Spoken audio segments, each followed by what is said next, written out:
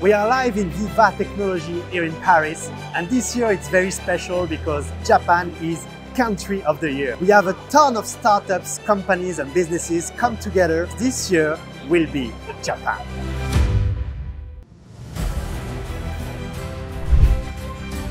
Donc Louis Darfeuille, donc moi je suis responsable pour la France, pour la société donc German Bionic. On a développé donc tout un écosystème avec un exosquelette robotisé ici, qui est piloté par intelligence artificielle, qui va permettre de monitorer l'ergonomie des process et les postes des personnes qui vont faire de la manutention de charges lourdes et répétitives. On va pouvoir porter plus lourd du coup. Plutôt dire qu'on va venir protéger, compenser, soulager dans ce qu'on a déjà l'habitude de faire. L'objectif c'est de rendre moins pénibles des jobs qui le sont déjà actuellement. What's exactly Biped? Can you explain us? Biped is, what we're developing at Biped is NOAA. So NOAA is a harness for blind people to help them in the day-to-day mobility for navigation, obstacle and AI. When I did the 23andMe, I am majority British, but the next highest thing it said in 23andMe was French. What is V-Touch exactly? It's a virtual touch. So it means like you can touch without having a touch panels. So you can virtually touch in the air using the integrated camera. Okay. And then it's a built mobile devices. It detects your finger automatically. Yeah, exactly. And then you can easily control like a different move to the different videos. What's the objective? What's the goal to being here exactly? So the purpose of Jetoro startup to come here is just to get connected between like the Japanese entrepreneur or the Japanese entreprise, meet up with like some other overseas partners, investors, corporate to find new projects.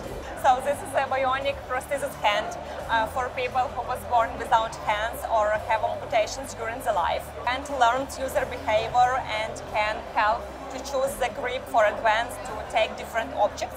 We collect data from each of our users. We download this data to our software platform. We update the software of our hand by personalized behavior pattern. For example, when user would like to take different objects from the table, the hand will understand the behavior pattern and intention of each user and can choose and propose the grip exact one to take this object. But can you explain a little bit what it is? Apparently it's like an artificial sun you try to build. What we're trying to basically do is recreate the conditions of a star on the face of the Earth. If you're going to make fusion, which is the power of the stars, the basic power of the universe, usable energy source, you have to recreate fusion conditions right here on Earth. So that's what we're doing in the south of France, right at the ITER site in Cadarache. You can see right there we have our temperature at the core of the plasma is 150 million degrees Celsius. Wow. That's 10 times hotter than the core of the sun. That's crazy. That's because we can't recreate the gravity at the core of the sun, so we have to make it even hotter. Expliquez-moi un petit peu pourquoi le CNRS, Sciences Po, Make.org, etc. et la Sorbonne également sont ici aujourd'hui pour parler de démocratie et d'intelligence artificielle.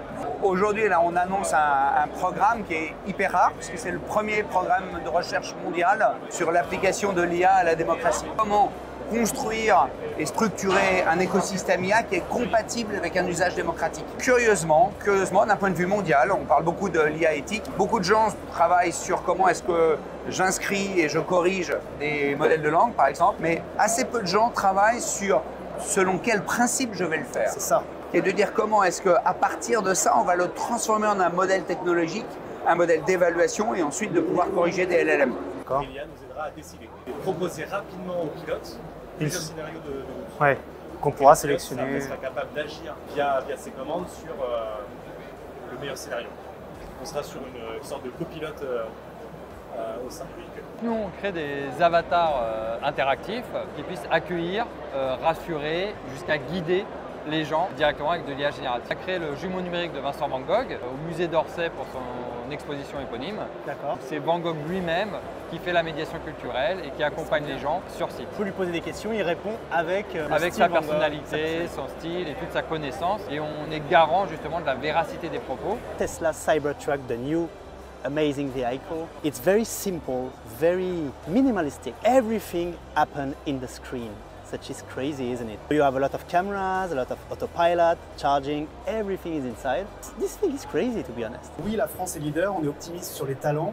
Par contre, il y a encore quelques problèmes de financement. Parfois, j'ai l'impression qu'on pose la régulation avant l'innovation. J'ai bien dit dans mon propos que la France avait été extrêmement attentive, que dans la régulation, on est bien le bon équilibre. Si on régule avant d'avoir inventé quoi que ce soit, on n'inventera plus rien. Alors oui, vous avez raison, aujourd'hui c'est une de nos problématiques majeures. On voit que ça demande des masses financières qui sont extrêmement importante. Nous sommes convaincus, et le président de la République l'a rappelé également, qu'il faut aussi qu'on arrive à travailler en européen sur ces questions pour pouvoir donner les moyens financiers aux entreprises de l'intelligence artificielle aujourd'hui. J'ai fondé Magic Lamp avec justement comme ambition de faire de l'IA avec beaucoup de fonds scientifiques pour pouvoir démocratiser, apporter ça au maximum d'entreprises possible. Donc c'est une initiative qu'on a lancée avec Vivatech et avec Make.org, en personne d'Axel Docher, qui vise à repenser notre rapport à l'information. Il y a plein de conférences, il y a plein de trucs intéressants qui sont dits pendant ces conférences et on aimerait bien pouvoir savoir ce qui s'y dit. On peut pas être partout tout le temps, c'est impossible. Et donc c'est l'objectif de l'AI Report, c'est vous permettre d'être partout et d'analyser en permanence ce qui se dit pour ne rien louper aux tendances,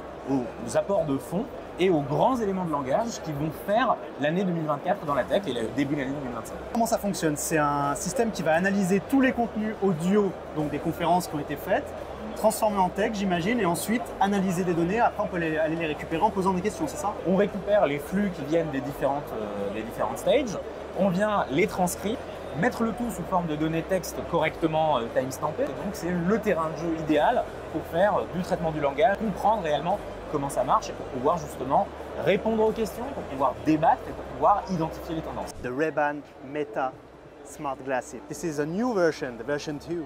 You can do a lot of things. Let's check it out. There is a button here and I can film you right now. You have normally white something here and you can do whatever you want. You can also do live on Instagram, for example. AI is imported everywhere, but for now it's only in the US. Nice, isn't it? Let's go.